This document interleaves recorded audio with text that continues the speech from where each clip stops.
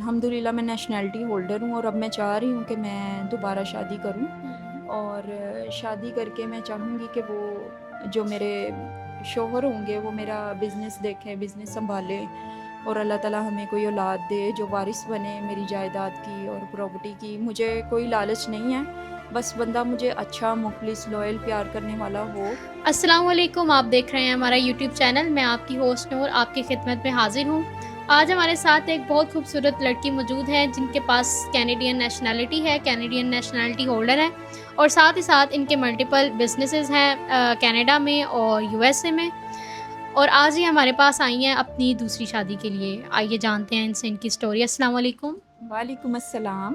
कैसी हैं आप? मैं बिल्कुल ठीक। क्या करती हैं आप? मैं फ़ैशन डिज़ाइनर हूँ अभी तो मेरी बुटीक है कनाडा में, यूएसए में मेरा बिज़नेस है और अभी तो मैं फ़िलहाल आपके पास आई हूँ शादी के लिए।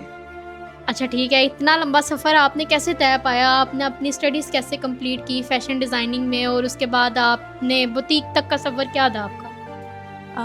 अर्ली एज में मेरे मामा पापा की डेथ हो गई थी कार एक्सीडेंट में, जब मैं कॉलेज में जाती थी। फिर इतना माशाल्लाह हमारा बिज़नेस पहले ही था और फाइनेंशियली भी हम स्ट्रॉन्ग थे, तो फिर मैंने यूनिवर्सिटी में अपनी स्टडी कंप्लीट की और उसके बाद मुझे शौक़ था फ़ैशन डिज़ाइनिंग का, तो वो मैंने अपना कोर्स कंप्लीट किया। फिर एक इवेंट में मैं गई कनाडा में और वहाँ पे भी किसी बिज़नेसमैन के साथ मैंने अपना आगे बिज़नेस कंटिन्यू किया और वहाँ पे भी मेरी बुटीक है और काम है, कारोबार है। फिर वहाँ पे मेरी किसी से मुलाकात हो गई। वेल सेटल्ड वो बंदा था और मैं भी सिंगल थी, तो मैं शादी करना चाहती थी, तो वहाँ पे मैंने उनके साथ शादी कर ली। ठीक है, तो यानी आपने अपनी यूनिवर्सिटी से फ़ैशन डिज़ाइनिंग की स्टडी कंप्लीट की है और उसके बाद आप किसी ब्रांड के साथ एज़ अ फ़ैशन डिज़ाइनर काम कर रही थी? जी, जी, बिल्कुल। ठीक है, उनके साथ जब आप काम कर रही थी तो आप कनाडा कैसे गईं? वहाँ पे एक इवेंट था और मुझे उन्होंने इनवाइट किया था कि आप वहाँ जाएँ और अपना बिज़नेस डेवलप करें और मैं एक कंपनी के थ्रू वहाँ पे गई थी कनाडा में और इवेंट वगैरह और वहाँ पे मैंने काफ़ी। ठीक है, मतलब आप काफ़ी काबिल थीं तो आपको कनाडा से इनवाइट आया था। जब आप कनाडा जाती हैं तो वहाँ पे आपका कैसा सफ़र गुज़रता है और वहाँ पे आप क्या करती हैं जब वो आपको बुलाते हैं? या फिर आप वहीं पे स्टे करती हैं? हाँ जी, वहाँ पे ही मैंने स्टे किया था और अपना बिज़नेस वहाँ पे भी डेवलप किया मैंने और साथ ही साथ मुझे शादी के लिए भी ऑफ़र्स हुई और फिर वहाँ पे मैंने एक बिज़नेसमैन से शादी कर ली।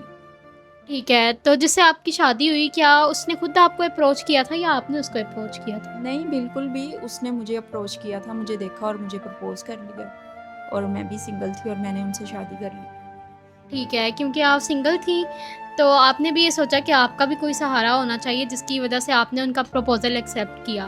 तो प्रपोज़ल एक्सेप्ट करने के बाद आपकी शादी का सफ़र उनके साथ कैसा गुज़रा? आपकी शादी कैसी गुज़री?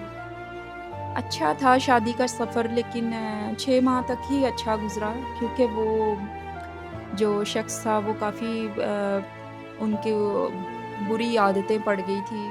पैसा ज़्यादा होने की वज़ह से शायद आदमियों को बुरी लतें पड़ जाती हैं, जैसे ड्रग्स की और बाकी मंशियात वग़ैरह लेना और शराब वग़ैरह पीना, इस तरह की चीज़ें वो करते थे और मैं उनको बहुत रोकती थी, मना करती थी, लेकिन इसके बावजूद वो मना होते ही नहीं थे और एट द एंड नशा इंसान को अंदर ही अंदर ख़त्म कर देता है हुँ, और वो बीमार रहने लग गए। हुँ। फिर उनको एहसास हुआ और हम दोनों ने फ़ैसला किया कि इनको कहीं एडमिट करवा देते हैं और जब उनको एडमिट करवाया तो वहाँ से पता चला कि उनका लिवर बिल्कुल ख़त्म हो चुका है ड्रिंक कर के।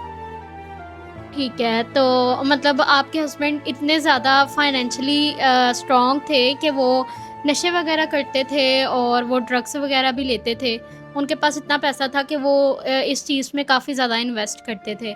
तो जब आप कुछ टाइम के बाद हॉस्पिटल जाती हैं, उनकी तबीयत नहीं ठीक होती, तो आपको ये पता चलता है कि उनका लिवर 0% फ़ेल हो गया है। तो फिर नेक्स्ट डॉक्टर क्या कहते हैं? आपको क्या रिकमेंड करते हैं? नहीं, डॉक्टर्स ने कहा था कि इनको बचाया जा सकता है लिवर प्लांट के ज़रिए, वो थोड़ा एक्सपेंसिव होगा लेकिन हमें तो कोई इतना मसला नहीं था, सेहत से बढ़कर तो कुछ भी नहीं है हमारे लिए।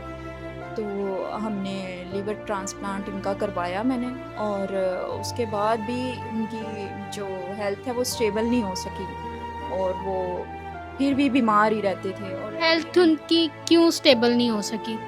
उसके बाद भी वो चीज़ें मतलब सर्वाइव ही नहीं कर सके अपनी लाइफ को, और वो उनको जो ट्रांसप्लांट करवाया था वो तो 50% चांसेस होते हैं कि वो आगे लाइफ को अपना स्टेबल रख सकते हैं कि नहीं, लेकिन वो उनको सूट ही नहीं किया, और वो और ज़्यादा उनकी हालत ख़राब होगी, वो बीमार हो गए और एट द एंड उनकी डेथ हो गई। ठीक है, तो उसके बाद फिर क्या हुआ? उसके बाद मैं काफ़ी क्राइसिस से गुज़री, परेशानी हुई मुझे उनके जाने की।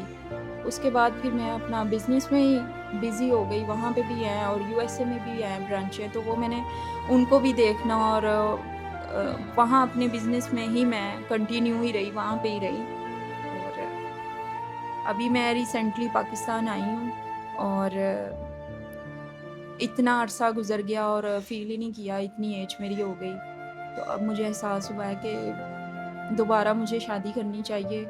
इतना बिज़नेस है मेरा, वालिदैन भी नहीं है, और कौन सँभालेगा, कौन सहारा बनेगा।